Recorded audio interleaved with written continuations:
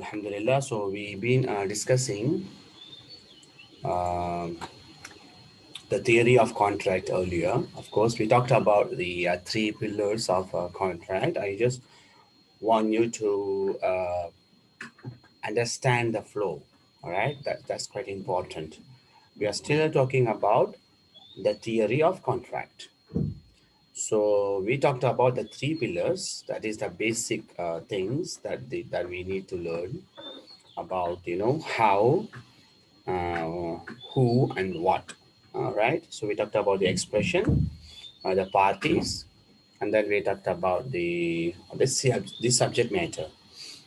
All right. Then once we finished, then we talked about the purpose and effect of the contract. So basically speaking, most of the transactions, if you look into purpose, I think mostly probably the same purpose. All right, maybe the effect can be different. In order to understand properly, you can say that every purpose is to exchange the mutual core. I mean, exchange a core value. What does it mean? It means that when actually you are looking for someone, you want to, initiate a transaction to him or to her, whether it is uh,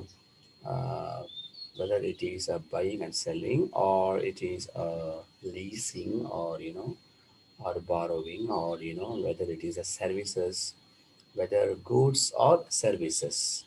All right, whether it is a sponsorship, or guarantor, whatever the transactions that you are doing with other party, whether it is a person to person or person to business. Like for example, you go and do you deal with a bank. It's an entity. It's not one person. It's an entity. But of course, there will be an agent who actually do everything on behalf of the bank. Especially when you go to bank, you actually dealing with those people who are actually the agent of those banks. Any other industry, any other companies, private or public limited. So you need to understand, most importantly, when it comes to purpose, it's like everybody have, most of them have the same purpose, which is exchanging the core value. What does it mean? I have something that you need, and you have something that I need. So that is the purpose of transaction, is exchanging my money to you and your goods to me. My money to you, your services to me. My money to you, and your guarantor, insurance, whatever those seven types of transactions that we discussed earlier. Got what I'm saying? So that is what actually purpose. So you don't have to get confused when it comes to purpose. Most of the time it will be the same purpose, which is exchanging the core value. The problem comes when either one of them or both of them not exchanging the core value. If there is no value and then they want to exchange, then it happens to be cheating. It happens to be scam. It happens to be, it's like what we say deception. Hmm? What we say ambiguity, right? So why? Because they just want to cheat you, and they show, like for example, showing some advertisement, saying that you paid for this and then you get this, but at the end of the day you don't get anything, but you paid, meaning you gave your money but you didn't get anything from the other side, which means you are not exchanging the core value. You are the only person who gives, but you don't take the proper, what you're supposed to take. The proper value the asset, the goods, the services that you are supposed to get it, you are not getting it, then what happens? The purpose becomes invalid. So when there is no purpose, when the purpose becomes invalid, then the transaction is not going to be completed. All right. Okay. Now, when we talk about the effect, you need to understand every action, every transaction has a different effect. Like I told you earlier, if you want to buy and sell, if it is like, you are buying a car, then your effect will be what? You will become the owner of the car because you are owning something, the goods. All right. When it comes to services, it's a services particular comes with particular time limit. For example, you want to get a telephone service, a connection, internet, Wi-Fi connection, or mobile data. It comes with time limit, so your effect will go with that time and that amount of mobile data. This is for example. And if you want to get a service in the car or maybe in accommodation in a hotel, then it also comes with particular thing. You cannot own everything, but you will be owning only the usufruct, the benefit of that hotel, particularly your room, not everything. All right, and then whatever related to your room, you can go to gym, you can go to swimming pool, you will be having a slot for parking. All right, and then the next day you can go and have your breakfast. This is what you can have it. If you are actually sitting in a car, let's say if it is e-hailing like Grab or Uber, then you will be given a chance to sit down. You can enjoy the aircon, you can enjoy the music, right? You can enjoy the safety of the car, all right? And then you will go where you have to go. So this is particularly limited to the time and the space, all right? It comes to the transaction of leasing. We call it ijara, all right? When it comes to, other, there are so many other, for example, other thing like insurance, then it comes again, the effect is what? If something happened to you, if something happened to your car, then the things become liable, right? Then the insurance company is responsible to pay you certain amount of money only something if something happened to the car. All right. So the same thing goes to guarantor. If someone become guarantor, he has to pay the money only when the subject, the party failed to pay. Then the bank will come and ask. The same thing goes to services and everything, that we talked. Every single transaction has a different effect, right? You need to understand the effect. All right.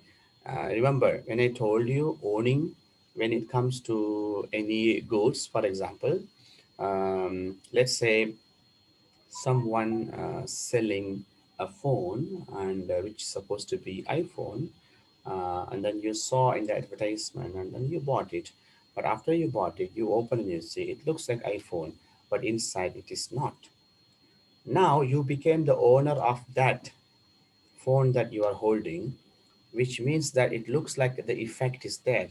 But remember, this is not effect because this is actually a defect. Defect because the phone that you are promised to get an iPhone, but you open, it looks like a cloning phone, or maybe it looks like an iPhone outside, but it is an Android phone inside.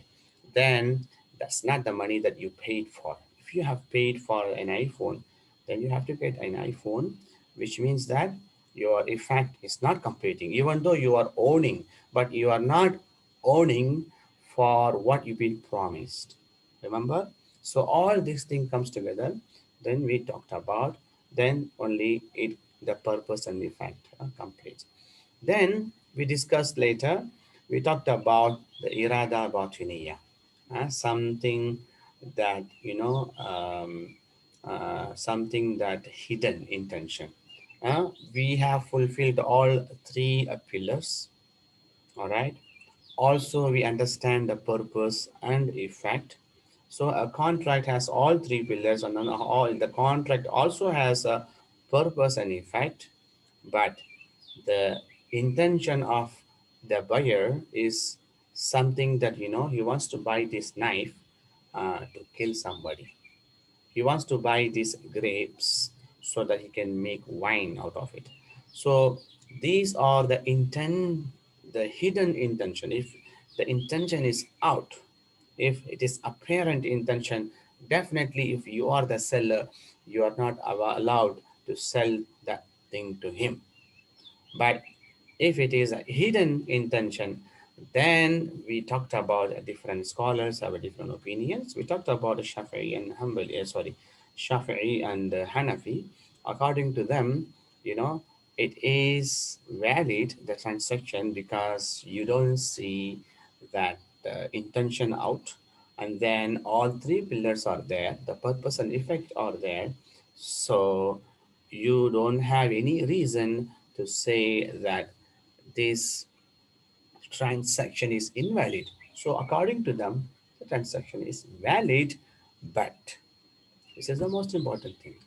The particular act that the seller is doing, he is buying the grapes to do something haram. He is buying the knife to do something prohibited. He is buying some weapons to kill some people's innocent people in some countries. So many things like this. This particular act, this particular act is actually haram. It's actually makruh tahrimi according to Hanafi, haram according to Shafi'i. Why? Because this act cannot be, because sometimes it looks like the transaction is valid, but it is haram. Sometimes I can give you some examples if you want. If you are in America and if someone wants to drink alcohol, anywhere, it is actually legal in America. It is legal in America to drink alcohol outside and inside, anywhere. Anybody can go, anybody can buy, right? It is actually illegal in America, but it is actually haram, prohibited according to Sharia. You understand? So there is a legal things can become sometimes it can become haram for Muslims, but it is legal in a country, right? So sometimes it is illegal in a country to do something. It is illegal in a country to do something, but it is actually halal according to Sharia. All right. For example, if you want, but still, Sharia never promotes that. Why? If you look into the basic idea, the basic concept from the Sharia perspective, it looks like it is allowed, but the same Sharia is actually telling that you should be watching, you should be following the country's rule, the country's rule on it. So these are the things actually, sometimes uh, so- sometimes it is actually, some countries, they may say that they may say that getting married at this age is not actually it is illegal, right? Because there is a age limitation for any marriage. For example, if you look into back in India, it should be 18, all right? Some other countries maybe 21, some other country maybe 15, 17. So now according to Sharia, if you look, according to Sharia, anyone can get married if they are eligible to get married, right? So 18 or 17 or 16, so these are the differences are there, but still Sharia, the same Sharia is actually implementing, following the rule of the country wherever as a Muslims we are, because we are not actually today living under one khilafah or one umbrella. We actually are Muslims because we live in our country. So wherever we are living, even though I'm living in a non-Muslim country, all right, let's say I'm from India, I have to follow the rules like in India. All right. If you are lucky, you are living in a Muslim country. Alhamdulillah, there is no problem with that. So this is particularly these things, for those who live as a minority in a non-Muslim majority country. Do you understand my point? Okay, these are the things are there. Anyway, so we talked about that. Sometimes a contract could be valid, but it is actually haram to do that. Okay, this is what we talked about earlier. So now in this class, what we are going to talk about the next one. Again, it all has a continuity. I want you to grasp it. I want you to keep it always, so that it is easy for you to understand the whole thing, and then it will be easy for you to prepare for your finals. Yeah. So the condition of a contract. Now we talked about the three pillars. We talked about the purpose and effect, and then we talked about the intention and everything. So all this, if it is completed, the transaction will be completed. But other than all these things, other than all these things, is there anywhere that I actually can make additional condition? Can I say that, okay, I will sell this iPhone only if you do this thing? Huh? I will give you my car. You can actually hire my car, but you have to do this. You got what I'm saying? Huh? You are entitled to get this buy one and free one transaction. I mean this offer, but you have to do this. You have to be like this. Hmm? You have to be on particular race or particular country or particular religion. These kind of conditions. Is it acceptable or not acceptable? This is what actually we are going to talk about. So before we talk about these particularly the parties conditions, we have to talk about the condition that imposed by the law. So there are two types of condition, all right, overall.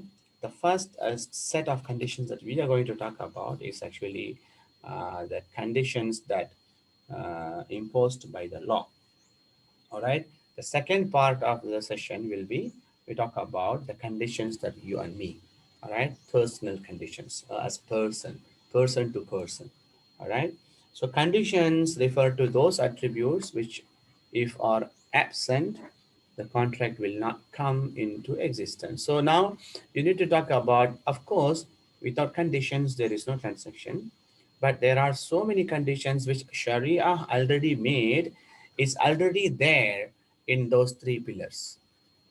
I think if you remember, we talked about the expression, what are the things to do. We talked about, the ijab and qabul. And then later we talked about the ahliya, right? The ahliya, the capacity of someone who can do business, who cannot do business. So these are the things, if you look into that, there are so many conditions are there.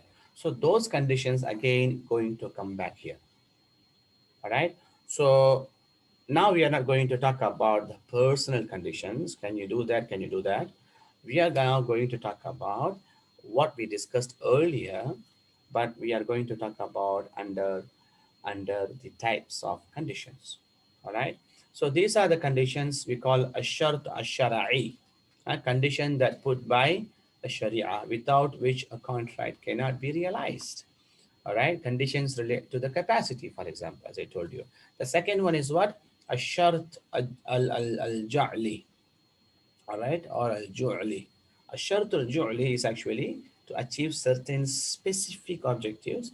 This is actually if the borrower travel, then I will pay for him. So if the borrower travel, then I will pay for him. This is the specific objective conditions among the parties. All right. Let's say uh, I can buy your refrigerator, but the condition is you have to deliver the refrigerator to my home. All right. So these are the condition. So I'm ready to sell my TV to you, but you have to pay advance, right? So these are the conditions, what we call condition between the parties, which we will talk about later. Let us start with the conditions that you know Sharia brings. What are they? There are four divisions. under this category. Okay, if we have two category, number one is what? Sharia conditions. Number two is what? Parties conditions. Okay, Sharia conditions, party conditions. As I told you earlier, Sharia condition is not something that I'm going to give you new. Sharia is not something new. Sharia is what we've been discussed earlier, but we are bringing to you in a set of four types so that you can easily understand all those things we discussed earlier. So that's what we're gonna do now. First one is actually shurut al-inqad, the conditions for concluding the contract. The second one shurut al-sihha, conditions for the validity of the contract. Number three is what? Shurutun nifadh or nafadh, conditions for the execution of the contract. And then shurutul lazum, conditions for a contract to be binding. Remember, if you look at this, all these four, you actually can see the connections. Look first.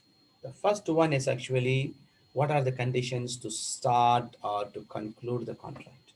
Uh, to make that happen, what are the conditions? A second one is what? To make that valid. To make that valid. The third one is what? To make that execute. And the last one is what? To make that to be binding. All right. Okay. Let's see one by one. Um, Conditions for concluding the contract. Shurut al-inqad. There are two subdivisions. The first one is general conditions. Like for example, condition of offer and acceptance, the capacity, all those things. We talked about this in pillar number one and two, right? All those things are actually what? General conditions. Okay, I don't have to repeat it, right? As I told you, everything interconnected, but the study shows you in different chapters. All right, no need to get confused. Okay, it's the same thing, but the study shows you in different contents. All right. So the first one is the general conditions like the ijab and qabul, like the ahliyah, like offer and acceptance, like the capacity that we talked about. The specific condition that is necessary for sustained contract, for example, the physical transfer of a property is a condition in contract of gift. All right, physical transfer of a property. Huh? I cannot say that, okay, I will give you the gift next year. I will give you an iPhone next year. All right, I will give you a Ferrari after 2 years. That's not actually going to be a gift unless you give him physically, you give her the gift, or the borrowing, or the deposit, or the loan, or the mortgage. All these things, if the property is not there, if the physical transfer is not there, it will not happen. All right. So this is again, we talked about number three. What is number three? The pillar number three. What is the number? What is the pillar number three?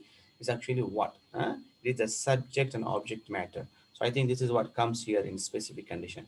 The physical transfer of the subject and object matter. All right.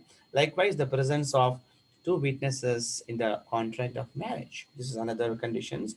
The presence, you cannot you cannot imagine that there is a person who is witnessing unless there is a real person who is witnessing for the marriage. Then only the contract of marriage will conclude, otherwise it will not be concluded. All right. The second one, what is the second types is actually shurut siha, which is conditions for the validity of the contract. These are those conditions which, if not present, would make a contract void. For example, a contract should be free from elements of uncertainty, ignorance, such as ignorance about the price or the type of currency. Like, for example, we talked about the subject matter, it should be determined. We talked about what are the four, if you remember, we talked about four conditions. According to some ulama like Imam al-Ghazali, six conditions of the subject matter. Okay, one of them is actually what? The things that you are selling, the subject matter must be determined. You must know the quantity of it, the quality of it. This is what they are saying here. This is actually validity of the contract. All right? It has to be free from uncertainty. Gharar is not actually accepted. Also, a contract enter into by duress. See that? The duress, the problem with the duress, we talked about it in the FIC-TTS contract last time, right? This FIC-TTS contract, only one person is actually enjoying, the other person is not, right? When someone is actually decepting, like for example, fraud, is actually one person is only enjoying, the other person is not. So you understand now the shurut to siha, the validity of the contract comes only when there is both parties actually happy about what they are doing. All right. Also, selling a car, a house on the condition that the purchaser should rent or resell it to the seller is void. I'm ready to sell my house, but I should be living here as a rent as a tenant, which is not possible. You are selling me the house, which means I am the owner of the house. I can do whatever I want. All right, I can stay in this house or I can ask somebody to stay. But the first thing first, you have to leave because you sold your house to somebody. But if someone comes, brings the condition that I want to sell, it is not possible. That's because of the shuru to siha is not there. All right. Okay, what is number three? Number three is actually shurut nafaz, which means conditions for the execution of the contract. There are two conditions. Number one is the party to a contract should be an ownership over the subject matter or guardianship or agency. All right. So I cannot sell something that I'm not owner. Maybe you cannot be owning everything. For example, if you are working in a company, in a super mall, for example, in your grocery shop, you are selling something, but you are not the owner of the thing because you are working as a labor. It is possible. Why? Because you are becoming the agent. The moment that you are working for a super mall or in a grocery shop, you are becoming the agent, the owner of the company, the owner of the super mall actually made you an agent and then or guardian so that you are actually doing. Okay, so this is what actually very important for executing the contract. You must be owner or you must be an agent or the guardian. The property should not involve a third party's right. You cannot sell something, for example, a person who suffers from the death, sickness is not allowed to interfere in more than one third of his property without the permission of heirs. Even though it is your property, but if you are having death sickness and you want to you cannot give your property to somebody without the permission of your heirs, your children. You cannot give more than one third. You can give less than one third. You understand? You can actually give sadaqah to somebody as one third, but more than one third, you cannot do that. If you want to do that, you have to ask permissions. Similarly, an insolvent person is not allowed to sell his property in a way that would harm the creditors. All right. So because he become bankrupt, so whatever he has, it has to be given back to the creditors. So he is not allowed to sell. So this is all comes under the execution of the contract. Okay. Number four. All right. Okay. Okay, number four, it is actually contracts that render to a contract binding. This is actually what we call shurut al-luzum. All actually, basically speaking, all kind of contracts, all kind of transactions actually are binding unless there are options. Okay, these options we will discuss later after maybe in next few classes. It is called khiyar. All right. For example, you buy a product and then you say, I want to keep it, I want to use this as a trial first. So let me use a product or software for 3 days, and then if I'm happy about it, then I will buy from you. All right. So this is called what? khiyar options. So now it's called a trial today. We call trial, isn't it? So if you are happy, then we will buy. If not, then we have to return back. So it only comes not for everything, not for the perishable products, because you cannot say that okay, I want to use this drink. If I'm happy, I will pay. No, because perishable cannot. We talked about the usable product, yeah. So sometimes you want to do the test drive for the car, sometimes you want to stay in the house to see the house is good. This kind of things is possible if there is an option. The presence of options makes a contract non-binding until the options are exercised or the contracts are approved. So maybe after 3 days you didn't complain about the product, and then actually you become the owner of the product, and then the contract becomes binding. This is what we call binding contract. So binding means what? It's complete. All right. Okay. So now let us go and talk about the second,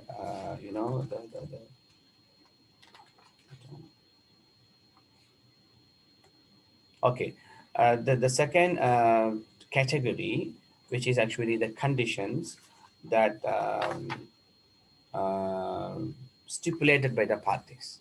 All right. So we talked about the conditions by the Sharia. All right, which actually speaking, it is the repeating things that so far we discussed, but it comes again in a different format. All right. Okay, now we are going to talk about the second category, which is the contracts that is stipulated by parties, you and me. Can I make additional, other than these three pillars, other than this purpose and effect, other than this, hidden intention and everything, can I make a particular uh, condition when I'm due? So there are some is allowed, some is not allowed. Let us discuss what is allowed, what is not. The parties are free to choose a particular form of contract. You are ready. You are free to choose any form of contract. However, once concluded, they are not free to change or add new effects to a contract. The effects and consequences for each individual contract are already determined in the Sharia. These effect and consequences result and apply automatically. However, the parties may add conditions that are harmonious with the nature of a contract. So now this is the general idea. You can do anything, you can choose any form of a contract. You can do face-to-face contract, you can do screen-to-screen contract, like what we do today, screen-to-screen, like all this e-shopping, all this e-commerce. You can do over the phone, you can do over the email, you can send somebody. You can choose any format of transaction, any format of business dealing that you are, anything, but you need to make sure that whatever the effect and consequences which has been determined by the Sharia is must be there. Whatever Sharia is already determined, for example, exchanging the core value. All right, exchanging the core value is already there. As long as it's there, and then the effect of each and every contract, like I told you, some of the contract effect is what?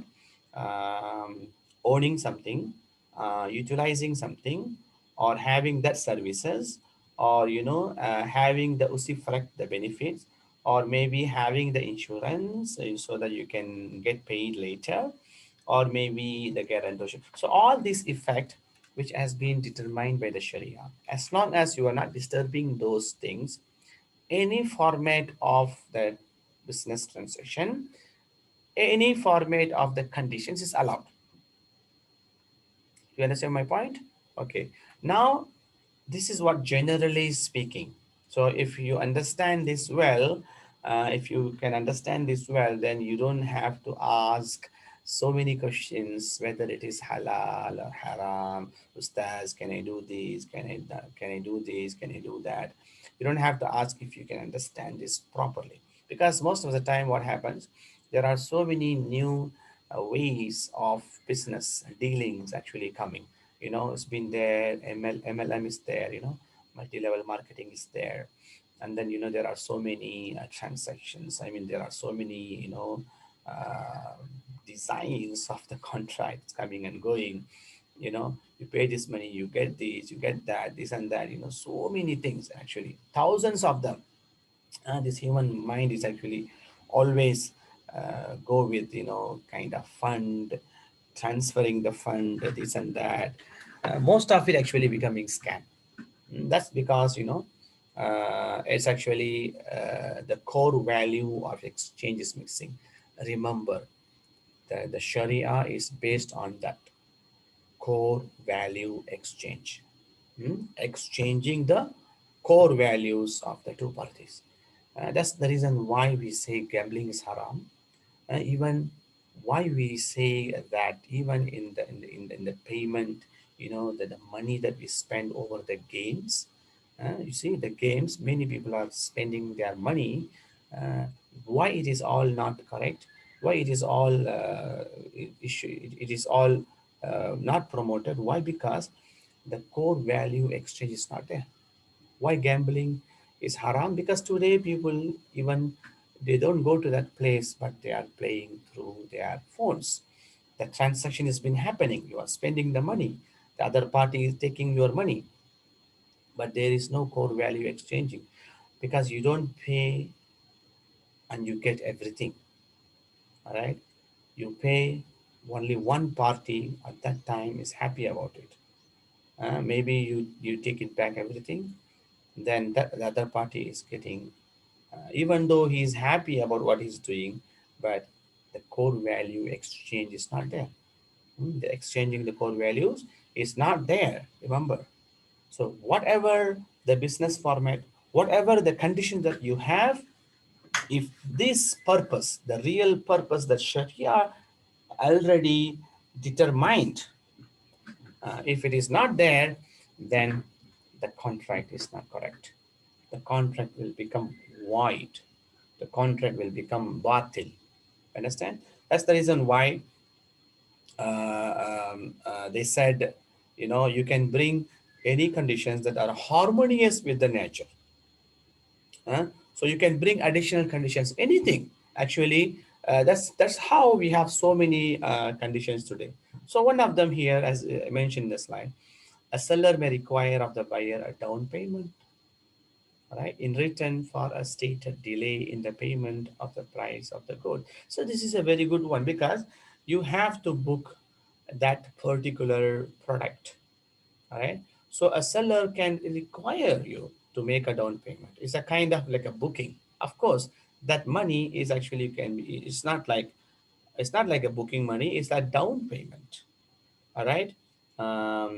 So that you do, like, for example, you pay a little in front up, and then you do the installment, right? You pay a monthly installment, so that you can become the owner of that product. This is all actually harmonious conditions. There are so many financing methods are there. There are so many Islamic financial products based on this, like murabaha, musharaka. All these things are actually harmonious. If it is not harmonious, then you should go away from that. You are not allowed to use it. All right. Okay. Then, according to the view of majority of scholars, conditions put by the parties can either be valid or void. Like I told you, some of them are valid, some of them are not. So let us see what is valid. Hmm? Valid conditions are subdivided into three categories. All right. There are three categories of valid. Sahih. There is a sahih, there is a batil. Sahih means valid, batil means void. So first of all, let us see what is sahih conditions.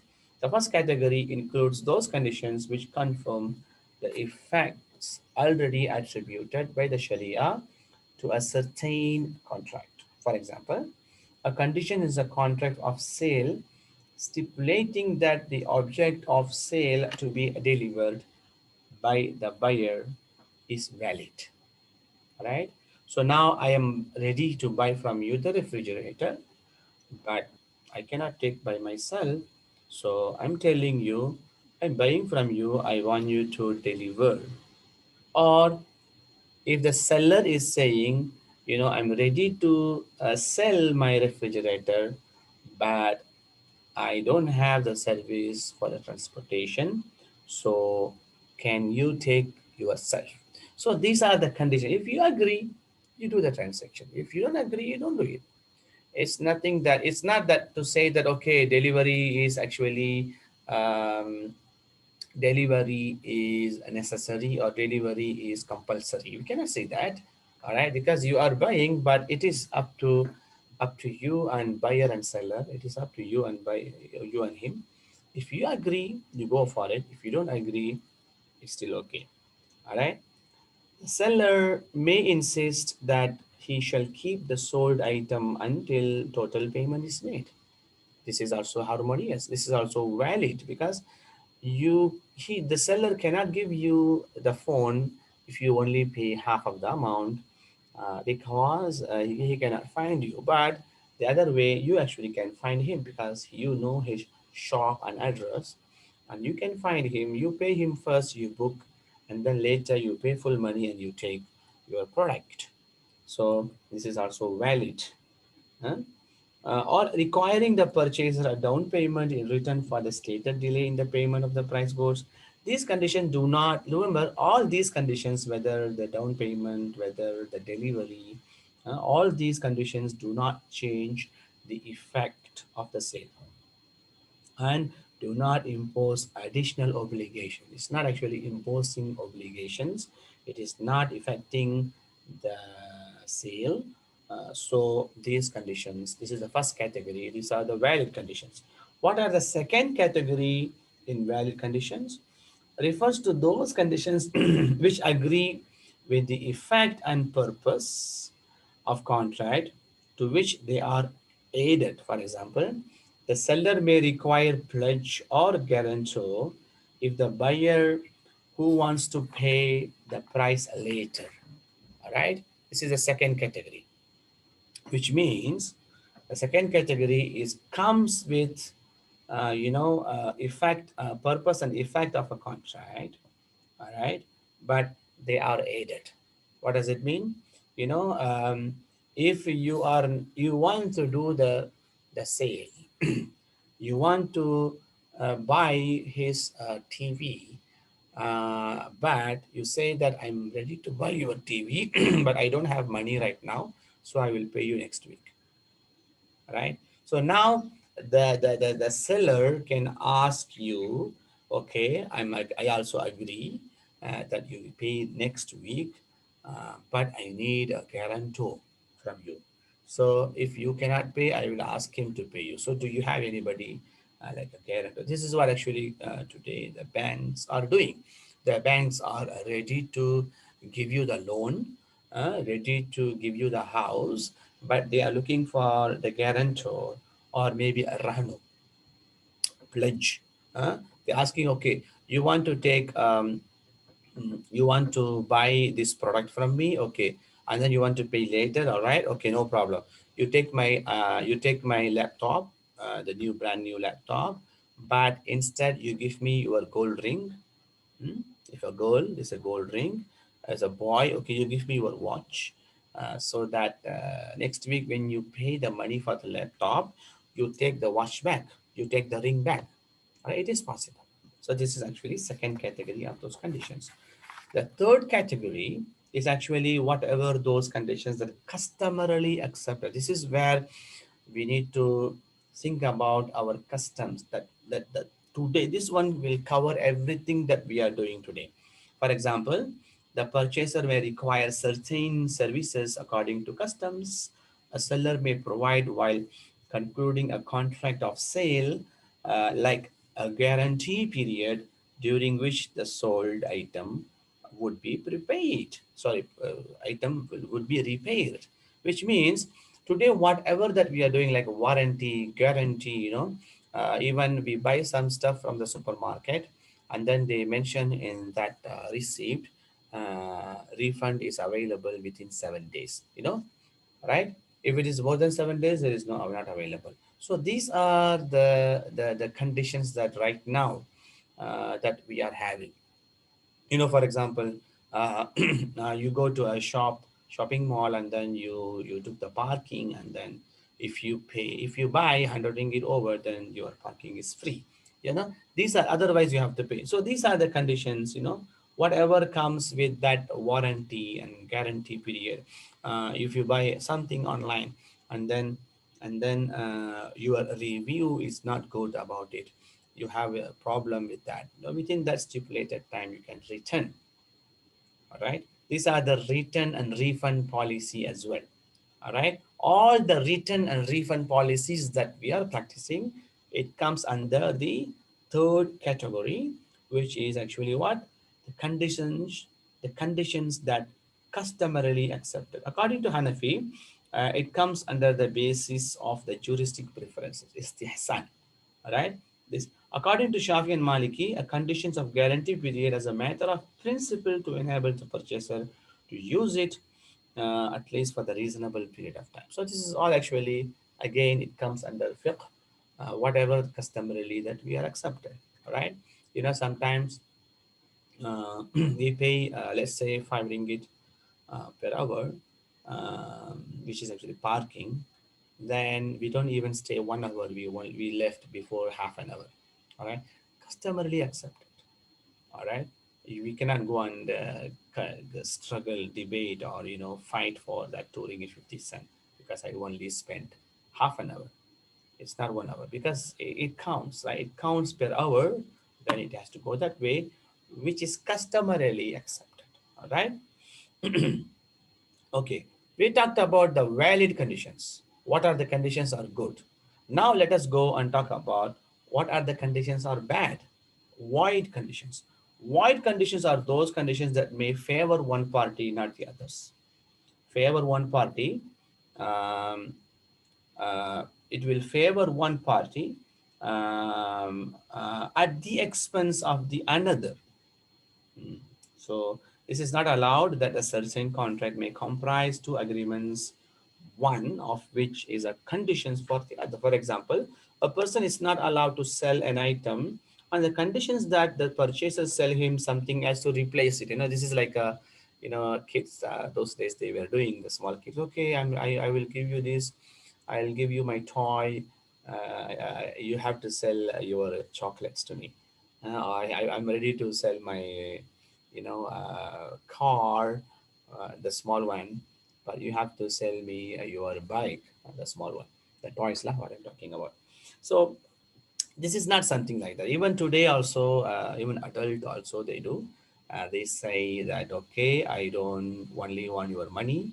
I know you are ready to pay your money, but together with your money, you have to also sell something that you have, something that you are Yeah. product. Yes, please. How about if both of parties uh, what we call ridho? The mutual, that's what I'm saying. If if you are good with that exchange, we call it what, mutual consent.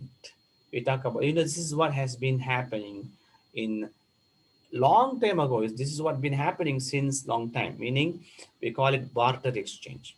All right, what I'm saying, the barter exchange, there is nothing to worry, because for example, those days they never use currencies or dinar and dirhams. They said, okay, I have 100 kilo of wheat, and I'm ready to take your 100 kilo of date. All right, I have 10 kilo of sugar, I'm willing to take maybe 20 kilo of salt. All right, this is actually called barter exchange. So we are not talking about it, because that one, they know the market, and they understand, they are getting something, the core value. So those exchanges, of course it is permitted.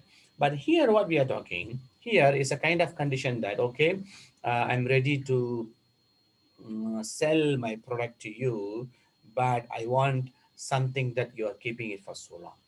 These are the conditions that, something that makes you. uncomfortable, because everybody, sometimes even the conditions like, these things can be only be sold to a certain group of people. So this is a kind of discrimination as well.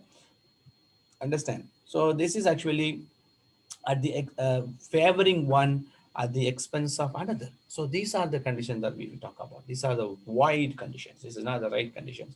Like I told you earlier, I'm ready to sell my car, but the condition is I have to use your car for another 6 months.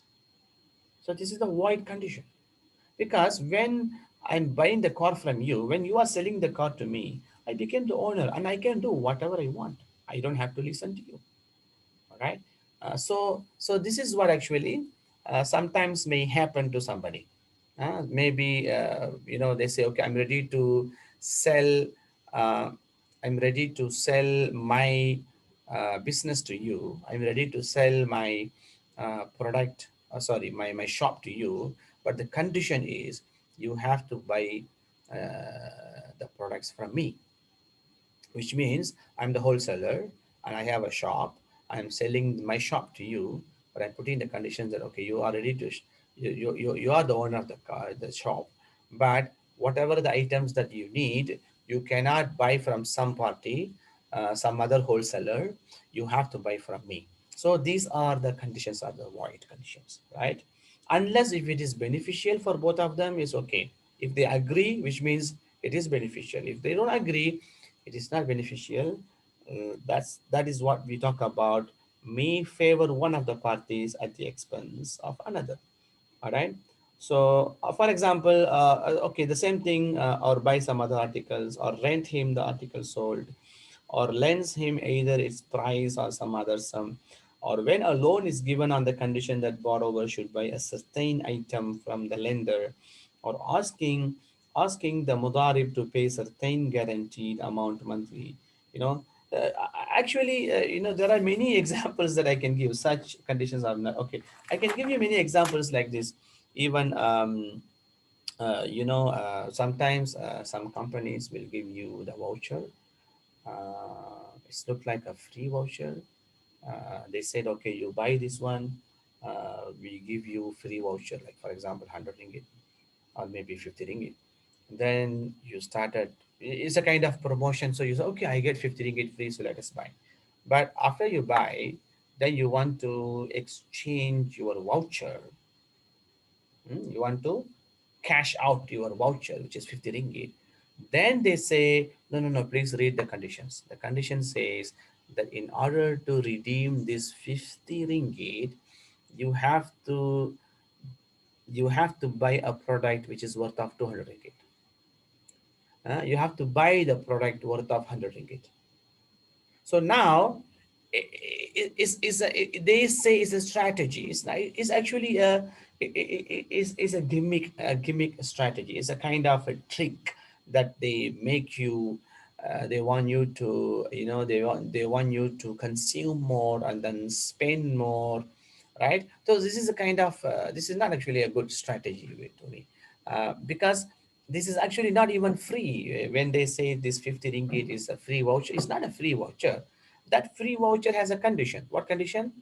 In order to cash out this 50 ringgit voucher, you have to buy the product. You know what I'm saying? There are so many examples like this. If you look around, you will get plenty of examples. This is what actually I want you to use it for your assessment, for your project paper. I want you to be the modern sort of kind of, I want to see more examples of the modern era. What kind of conditions are void, what kind of conditions are valid. There are so many things to talk about. All right. So I think that's all from me, and this is your attendance. So may I know why in